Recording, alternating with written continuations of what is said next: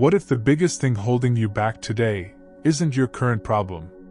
What if it's a mistake from years ago that you keep replaying in your mind? Because while God is offering you a new beginning, regret keeps trying to pull you back into an old chapter. And what we're about to discover may completely change the way you see your past. There are people listening right now who look fine on the outside. You smile. You work. You take care of responsibilities. You keep moving forward. But deep down, there's a memory you wish you could erase. A conversation you wish had gone differently. A decision you wish you could take back. A season of your life you would rewrite if you had the chance. And the painful part? You may have carried that burden for so long that it feels normal. But here's the truth most people never realize. God never intended regret to become your permanent address. Yes, mistakes have consequences. Yes, the past matters. But God's mercy is greater than your worst moment. And before this message is over, you'll discover why some people stay trapped in regret for decades, while others find freedom and step into a completely new season. Because there is one truth about God's mercy that changes everything. And most people miss it. Regret is strange. It doesn't just remind you of what happened. It convinces you that what happened is all you'll ever be. Think about that. A mistake becomes an identity. A failure becomes a label. A bad season becomes a life sentence. And that's exactly where many people get stuck. Every morning they wake up carrying yesterday. Every opportunity is filtered through old disappointments. Every blessing is questioned because of previous failures. But Scripture gives us a completely different picture. Lamentations tells us that God's mercies are new every morning. Think about that for a moment. Not new every year. Not new every decade. Every morning. Before you opened your eyes today, mercy was already waiting. Before you remembered your mistakes, God remembered His love. Before regret spoke, grace had already spoken. But here's where it gets interesting. Regret keeps your focus on what was. Mercy invites you into what can still be. And those two directions can never lead to the same destination. So the question becomes, which voice are you listening to? Because one keeps you imprisoned. The other leads you forward. And this leads to something even more powerful. Have you ever noticed how we often remember our failures more clearly than our victories? One embarrassing moment. One poor decision. One painful season. And suddenly it overshadows years of growth. But God doesn't view you through the same lens. Isaiah records a remarkable promise. God says He blots out transgressions and chooses not to remember them. Imagine that. The Creator of the universe is willing to release what you keep replaying. Yet many people continue carrying what God has already forgiven. It's like standing beside an empty prison cell and refusing to walk away. The door is open. Freedom is available. But the mind remains trapped. And this is where many believers struggle. They ask God for a fresh start while constantly introducing themselves by their worst chapter. But Scripture says that anyone in Christ becomes a new creation. Not a repaired version. Not a slightly improved version. A new creation. That's huge. Because your past may explain part of your story, but it does not define your identity. And when you finally understand that, everything begins to change. But there's a biblical story that illustrates this better than almost any other. Imagine being Peter. You walked with Jesus. Learned from Him. Watched miracles happen with your own eyes. Then comes the night of Jesus' arrest.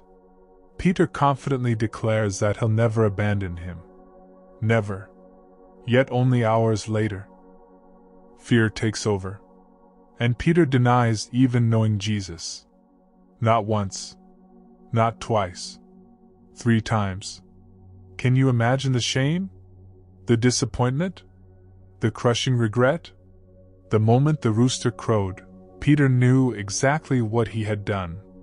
Everything he promised, everything he believed about himself, seemed shattered. Many people know that feeling. Not necessarily because they denied Christ, but because they failed themselves. They failed someone they loved. They failed their own standards. And they can't stop reliving it. But here's the part of Peter's story that changes everything. Failure wasn't the final chapter. After the resurrection, Jesus met Peter again.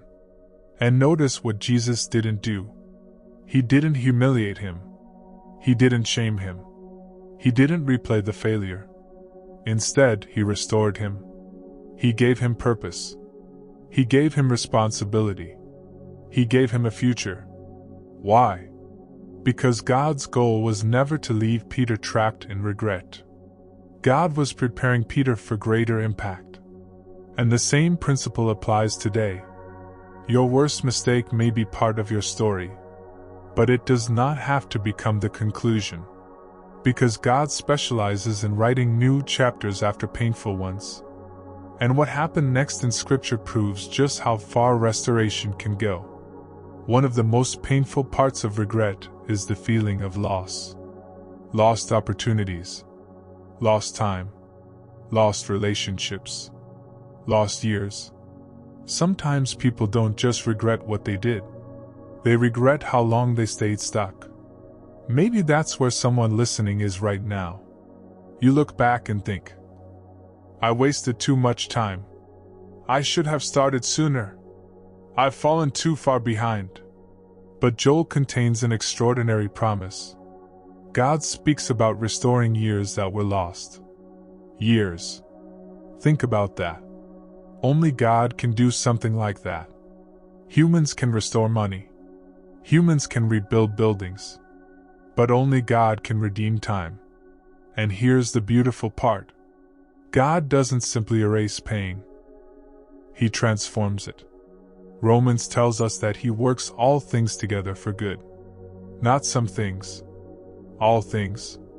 Even the seasons you wish never happened. Even the mistakes you wish you could undo. Even the chapters you would rather forget. God can take what hurt you and turn it into something that helps someone else. The testimony you're carrying tomorrow may come from the struggle you're surviving today. But if you're wondering whether anyone can truly come back from a terrible past, there's another story you need to hear. There was a king named Manasseh, and if anyone seemed beyond restoration, it was him. His record was filled with rebellion, bad decisions, spiritual failure, and years of leading people in the wrong direction. Eventually, everything caught up with him. He found himself broken, humbled, and facing consequences. From a human perspective, his story looked finished. But then something happened. Instead of running from God, he turned toward Him. Instead of defending himself, he humbled himself. Instead of hiding, he prayed. And God responded. Think about that. Not because Manasseh deserved it. Not because he earned it. Because mercy was available. God forgave him, restored him, and gave him another opportunity. What a picture of grace. Because restoration doesn't mean pretending the past never happened. It means the past no longer controls the future. And that brings us to the most important question of all. How do you actually let regret go? Here is the truth many people spend years trying to learn. Regret loses its power when it is surrendered. Not ignored. Not denied. Surrendered. 3 simple choices can begin that process. First, be honest with God. Stop hiding. Stop pretending. Bring everything into the light. Second, make a deliberate decision to release the weight. Freedom often begins as a choice before it becomes a feeling. You may not feel different immediately, but that doesn't mean nothing is happening. And third, receive the identity God offers. Too many people accept forgiveness but reject restoration. They believe God forgives them, but they don't believe He can use them. Yet Scripture speaks of beauty replacing ashes, honor replacing shame, joy replacing mourning. Why? Because God's plan isn't merely to rescue you from the past. His plan is to lead you into a future. And this is the breakthrough many people have been waiting for. You don't have to spend the rest of your life paying for what Jesus already paid for. You don't have to carry what God has already removed. You don't have to remain trapped in a chapter that God has already turned the page on. Today can be different. Starting now. Maybe you've been carrying regret for months. Maybe for years. Maybe for decades. But hear this clearly. Your story is not over. The mistake wasn't the end. The failure wasn't the end. The disappointment wasn't the end. God's mercy is greater than your worst day. His grace is stronger than your deepest shame. And His plans for your future are not limited by your past. The same God who restored Peter, the same God who restored Manasseh, the same God who restores broken lives throughout Scripture, is still restoring people today, including you. So don't spend another day chained to yesterday. Walk forward. Trust God's mercy. Receive His forgiveness. And step into the future He has prepared for you. Because the best chapter of your story may still be waiting to be written. If this message encouraged you, type, "God's mercy is new every morning," in the comments below. And if you know someone carrying the weight of regret, share this video with them today. Don't forget to like, subscribe, and turn on notifications, because the next message may be exactly what someone needs to hear at exactly the right moment. Until next time, remember, your past may explain where you've been, but God's grace determines where you can go next.